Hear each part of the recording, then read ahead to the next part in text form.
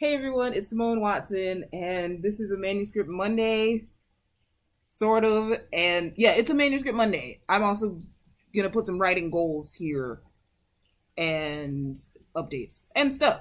So, lots of stuff about writing today.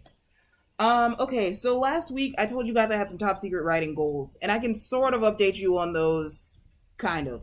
So, one of those goals is to finish the current draft of Red Letter Law, because I've been working on Red Letter Law edits for like a gazillion years, and I had a deadline on it before when I was prepping for Pitch Wars, and then I didn't get all the changes I wanted to get done by then.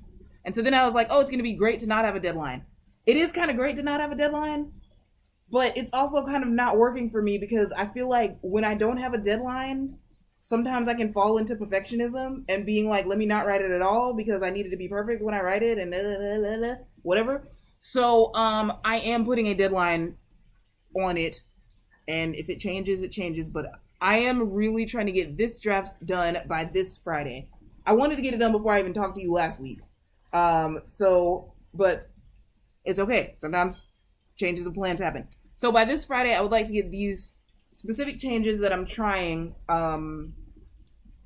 done and incorporated throughout the manuscript.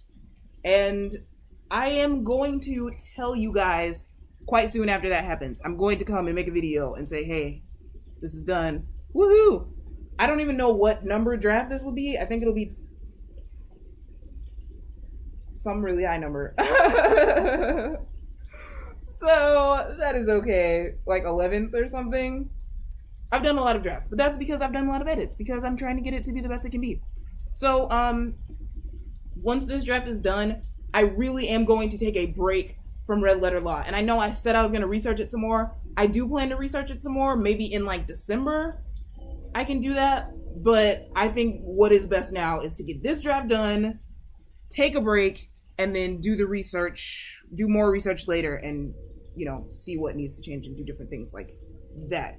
So that is, like I said, I'm not telling you everything I talked about in the top secret video, but everything I talked about in the top secret video will be told to you eventually. Okay? So yes, Red Letter Law by this Friday. I should note, currently, I am thinking about a lot of my writing goals as going from now until October 22nd. Because that should give me some time to kind of prep. I don't want to say prep for NaNoWriMo specifically, but that should give me some time to reassess and reevaluate, like, where am I at on my writing goals and what do I really need to do to be ready. So that is prepping. So what do I really need to do to be ready for NaNoWriMo? So anyway, there we are. Red Letter Law by this Friday, the 13th. Oh, Friday the 13th. That's funny. Then there's the second thing. Red Letter Law is the priority project until this Friday. As of Saturday, something else will be the priority project. I will talk about that in a minute. But here's the second thing. Last Monday, before I talked to you, I started a new first draft. And it was like, I wasn't really planning to do it, but then I thought of a line and was like, oh, let me just go ahead and write it down that line. And I haven't worked on it since then, but that's just that line. Okay, so the new first draft is for something I'm tentatively calling the Griot of 27th Street. It is either magical realism or fabulous fiction, or both, which means I'm trying to learn more about both of these terms and like the difference between them and stuff like that. But I saw them and I've seen them in different contexts, and I've seen them put together on Author Mentor Match, on the website for Author Mentor Match. So anyway, this is either fabulous or magical realism, which means it's realistic, it's got some magical elements, but it's also, I think this, towards the fabulous side, it means it has some, it's supposed to be like it's supposed to make you think, sort of. I don't know. Maybe that's all fiction. I don't know, but like fabulous has like a certain thing that you're like, I shouldn't even try to explain it because I need to let someone else explain it. I just had an idea and kind of wanted to think of how to describe it, so I don't know. But anyway, it is middle grade and it is in verse. So what I decided to do was estimate a word count goal for this by going to literaticat.blogspot.com, which is the website for Jennifer Laffren's old blog, and she has a post all about word counts for middle grade and YA. and younger picture books, chapter books. So like everything from picture books up to YA. She has these estimates. And so what I did was she had a minimum for middle grade realistic fiction, and that was 25,000, and she had a minimum for middle grade fantasy, and that's 35,000. Because magical realism is like a kind of like a combination of those two, I averaged those together to get 30,000. I don't know if that's how you're even supposed to do it. This is just kind of me guessing at the right word count. So I averaged it together to get 30,000. And then I multiplied that by zero point 0.6. So I'm thinking because it's the first novel, maybe it can be 3/5 of the length of a regular middle grade magical realism novel. Again, this might be completely wrong. I mean, this might be completely not what the industry does. And if not, I can fix it later, fix the word count later.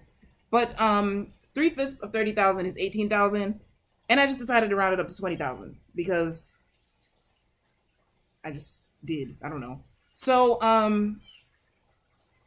yes, I need 20,000 words of this, hopefully by October 22nd.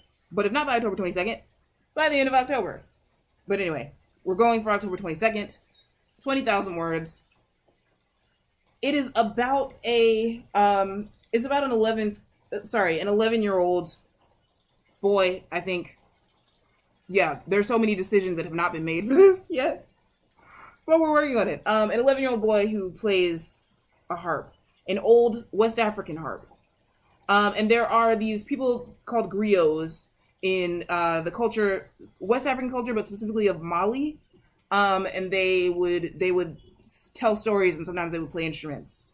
And it has to do with that. Except this character is not actually West African, and it's not way back in the day. This character is African American, and it's like modern day. So yeah, I can tell you guys more about that when I know more. There's so many things I don't know about it yet, but I'm trying to write it anyway. So okay, and may have to do more research for that. And I'm debating whether it should be a retelling of the story of David and Saul in the Bible. So I'm not sure. Because if you know, there are a lot of things that happened with David and Saul, but one of the things that happened was David would play a harp for Saul sometimes because Saul struggled with depression, or something like depression. Like he would have like an evil spirit that would make him really sad. And he would have David come in and play the harp. But then eventually Saul came to really resent David and started chasing him with the intent to kill him. It's really... yeah, so I don't know. Could be a retelling of that. Could be not a retelling of that. I don't know what's going to happen with this story. But I do know I have an 18,000 word count goal. And that's achievable. Thumbs up. Okay. And it's going to be in verse. So that's fun also. What was I talking about? Yes, I was just talking about that. So that's something that needs to be written. I also have Rookie and Furlough. I'm saying for now, I'd like to get another 5,000 on Rookie and another 12,000 on Furlough. Because I don't think I really hit those goals of 15,000 and whatever. But it's a new day. So we're talking about another 5,000 and another 12,000 to get me sort of to a good place with those. And that would put me at about 20,000 total for Furlough. So I said I was trying to get 30,000. Now I'm trying to get 20,000 because I'm running other things. That's just life. I'm sorry. I don't mean to sound defensive because that's like kind of rude. But anyway, I'm writing other things. So, and finally, what I need to talk about the most. Oh, well, before I talk about the thing I need to talk about the most. Over the weekend, I wrote a scene in Tethered, and then I deleted it. So the end. So Tethered is not really on the radar. It's like not on the schedule right now. I just wanted to admit that I wrote something in it, and then I deleted it. It didn't feel right. It didn't really feel like it was helping with the plot or anything. So maybe eventually, like in December, I can edit Tethered and get it to a good length. Whatever. Tethered is not the focus of this video, but I just wanted to let you guys know. I wrote some and deleted it. And I wrote some of a scene for the Red Letter Law sequel because I kept thinking about it a lot, and I was hoping that by writing it, I could get it off my mind and then do more Red Letter Law. So yeah. And then, is there something else? Yes. Okay. Screenwriting. I'm going to be screenwriting. That's my range of emotions. I'm scared and excited and scared and excited. And yes. So basically, a long time ago, I wanted to be a screenwriter. When I was about 15, I started wanting to be a screenwriter. I wrote an entire screenplay when I was 15 to 16. It was bad. Yeah, but before that, I read a book called How to Write a Screenplay. It's also called How to Write a Screenplay by so-and-so. It's a screenplay about how to write a screenplay. I love it. So meta. Anyway, I read that, and then I wrote a screenplay, and it wasn't good. And that's okay, because the first time you know, it's practice, you know. And then I started a second screenplay. I started it in like 2011 when I was 16 and kept writing it and not really finishing it and not knowing where to go with it and just doing all kinds of things. And it was a gazillion years. So finally in like 2014, when I've been writing this thing for 3 years, I took a screenwriting class where I attempted to finish my second screenplay, which was called Sleepyhead. The first one was called 621, but it's had a gazillion titles. Second one was called Sleepyhead. And basically, I didn't finish it during that class. And the point of that class was you were supposed to write an entire screenplay during the semester. And we were supposed to have like a beat sheet and the things that you do to like plan a screenplay. And I didn't finish my screenplay during that. And I think it was because I got caught up in perfectionism and was like petrified that if I didn't do well in this class, I was never going to become a professional screenwriter. And I was so scared and so intent on getting it perfect that it like paralyzed is not a good word. I'm sorry. But it really hindered me from writing because I was so intent on getting it perfect. So I didn't finish the screenplay and didn't get a really good grade in the class. And I felt horrible. And I haven't, other than like a couple of pages, I haven't really screenwritten anything since then. And so to go back into screenwriting is exciting and scary because it's scary because I remember being that scared 20-year-old that I was in college. But I also kind of I understand now that like things don't have to be perfect, okay? Like I kind of understand that, and I'm trying to apply that philosophy to my screenwriting. So, yes. So basically, I've mentioned this a couple weeks ago, like in September, mid-September or something, but basically, I would like to write a screenplay really soon, if possible, and get it done so I can apply for a fellowship. Because it's a really cool fellowship. And for that fellowship, you need a completed screenplay and a treatment for a second screenplay. And over the weekend, I had the idea for what I'm going to write as my screenplay, which is really exciting. Yay! And I don't want to tell you the details yet. But maybe later. Yay! Okay. I just don't feel like telling you yet what it's about. So I'm just going to wait. Okay? All that to say, after Friday, when Red Letter Law is done, that new project, I'll tell you what it's called, because it's fun. It is called, no, I want to, that, you know, when you want to tell, but you don't want to tell? Okay, I'll tell you. No, I'm not going to tell you. Okay, so, I'm not going to tell you. Okay, so anyway, the screenplay, let's call it,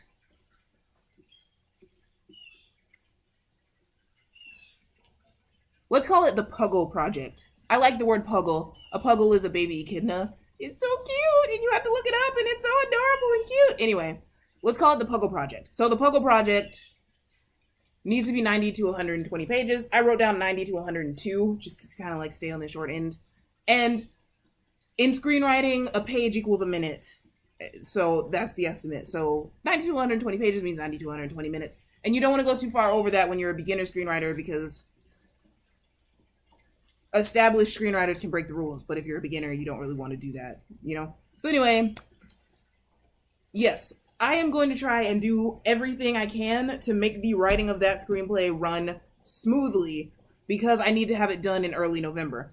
So I'm going to do the planning things that you do with a screenplay typically, which are logline, which is like a 1 to 2 sentence pitch. Okay, so logline, synopsis, which is a 3-paragraph summary. In screenwriting, we talk about synopsis as 3 paragraphs. Then you do character profiles, which are, you describe everything about your characters, their favorite foods, and their whatever. Beat sheet, which is a more detailed synopsis where it goes by beat. This happens, this happens, this happens, this happens. And treatment, which is a longer synopsis that's long. And I don't know, 3 to 4 pages at least or something. I don't know. So I'm going to try to do all of those things so that when I start to write the screenplay, it can happen smoothly. I know I have talked about being a pantser, but for the purposes of this screenplay, I do not want to pant because,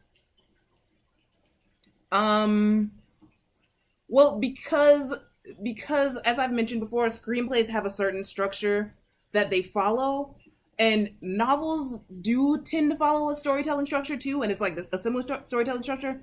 But with a screenplay, because you only have 90 pages to tell the story, you kind of want to be hitting those beats in a timely fashion. You want to be hitting those beats at a certain pace. So I just think planning is going to be very helpful for this. And one of the reasons I got so stuck with my second screenplay that took forever to write is because I didn't plan it. Like, I think that's a part of the reason. I just really kept getting stuck. I didn't know where to end it. I didn't know what to happen here and whatever. So I'm going to try and plan this one as much as possible. I'm trying to plan the Puggle Project. Oh, that sounds so cute. The Puggle Project. I love calling it that. Okay, so the final thing to tell you guys, I'm sorry, I know this is a long video, but the final thing I need to tell you is I'm going to try and use triangular numbers to work on all of the projects that have word count goals. Okay, so for the 5,000 with Rookie, the 12,000 with Furlough, and the 20,000 with Griot, we are left with 37,000. And we have 14 days to do that. By we, I mean I. I have 14 days. I'm trying to get those 37,000 done by the 22nd. If not, I reevaluate. But triangular numbers are the numbers that are 1 plus 2 plus 3, and then plus 4 plus 5, etc., and so on. And then I can multiply those on a scale or whatever and make it yeah. So the idea is, I'm thinking I need to decide this tonight, but I will either do a 14-day triangular plan that includes the Sundays between now and the 22nd, or I will do a 12-day triangular plan and exclude the Sundays. And so just all of those other days, simply because I try not to work too much on Sunday. I'm a Christian. I like to leave it as a rest day if possible. But if I'm feeling rested and I feel like writing, then I do, if that makes sense. Like, yeah, I've done that before. Like, I felt rested and I felt like writing on Sunday, and it was like I felt relaxed, so I did. So that's how it is. So any Hoosier, I just said any Hoosier. We're gonna go with it. So if I do the 14-day plan, I start with 400 words today and end with 5,600 words. So it's 400 today, 800, 1,200, 1,600, etc., ending with 5,600 on the 22nd. And that would get me to a total of 42,000 words, just because I wanted it to have a nice number that, so then I may have an extra 5,000 somewhere. Or at the very least, I would hit my 37,000 word goal. Thumbs up. If I do the 12-day plan, it'll be 500 words today, 1,000 tomorrow, 1,500, and etc. The last day would be 6,000, and that would be on the 21st. And I would end up with 39,000 words. Okay, so I hope that makes sense without me making a chart of it. And I don't know how I'm going to distribute the words each day on each project, but I'm happy because today I get to write 400 or 500 words, and that kind of takes the stress off because it's a small number. Yay. And if I write more than that, okay. All right, so thank you guys so much for watching. Again, I know this was the longest video ever. Thank you for bearing with me, and I will see you tomorrow. Bye.